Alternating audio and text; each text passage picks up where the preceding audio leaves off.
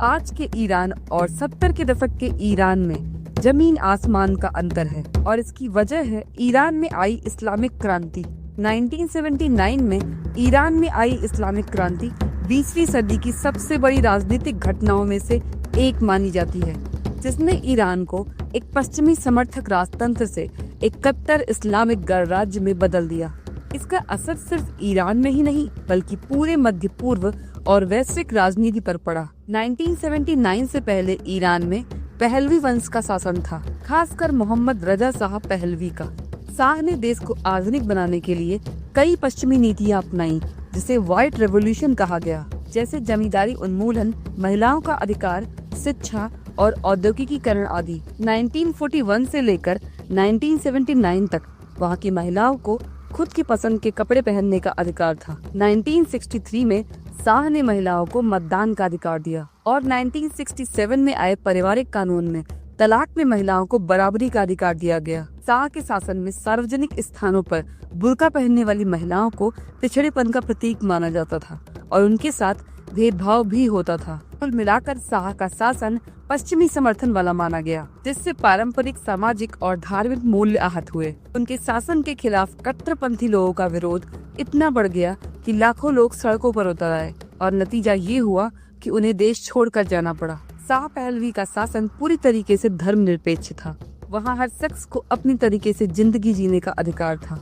सरकार को अगर धार्मिक रंग न दिया गया होता तो ये देश पूरी तरीके से सेकुलर होता और जिंदगी जीने में किसी यूरोपीय देश की तरह होता। 1979 में जब इस्लामिक क्रांति सफल हुई और शाह का तख्ता पलट हुआ तो ये देश पूरी तरीके से बदल गया, जो एक सेकुलर और पश्चिमी समर्थक देश से पूरी तरीके से इस्लामिक गणराज्य में तब्दील हो गया। राजनीति, कानून, समाज और संस्कृति इस्लाम के अनुसार चलने लगे। 1979 में शाह के पतन के बाद खामनेई का सिद्धांत ही कानून बन गया और नए ईरानी संविधान में विलायते फकीह को पूरी तरीके से संस्थागत रूप दिया। इससे सर्वोच्च नेता को राजनीतिक और धार्मिक दोनों मामलों में पूर्ण अधिकार प्राप्त हुए। लोकतंत्र की जगह धार्मिक नेतृत्व की व्यवस्था आ गई, जहां राष्ट्रपति और संसद तो बने पर अंतिम निर्णय सुप्रीम लीडर के हाथ में आ गया।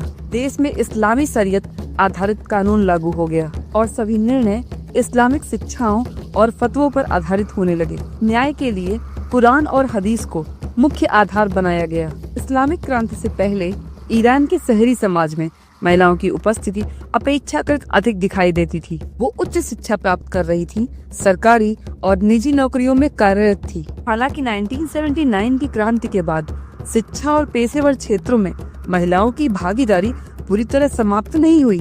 विश्वविद्यालयों में महिलाओं की संख्या बढ़ी ही है और चिकित्सा, विज्ञान, अन्य क्षेत्रों में भी वो सक्रिय रही, पर सार्वजनिक आचरण और सामाजिक जीवन से जुड़े नियमों में परिवर्तन किए गए। सार्वजनिक स्थानों पर ड्रेस कोड से जुड़े नियम लागू हुए और पारिवारिक कानूनों की संरक्षा में धार्मिक सिद्धांतों को अधिक महत्व दिया गया। विवाह की न्यूनतम उम्र घटा दी गई।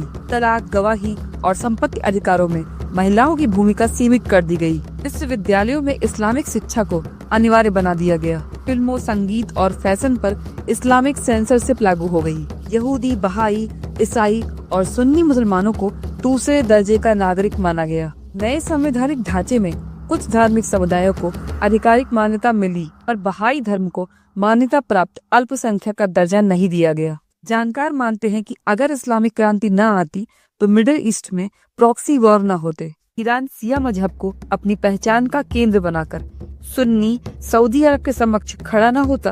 1979 की इस्लामिक क्रांति केवल शासन परिवर्तन नहीं थी। समर्थकों के अनुसार ये धार्मिक और राजनीतिक आत्मनिर्णय की प्रक्रिया थी और आलोचकों के अनुसार इससे व्यक्तिगत स्वतंत्रता की सीमाएं बदल गईं। इतिहासकारों की दृष्टि से ये घटना 20वीं सदी के उन मोड़ों में से एक है जिसने मिडिल ईस्ट और वैश्विक राजनीति की दिशा को बदल दिया।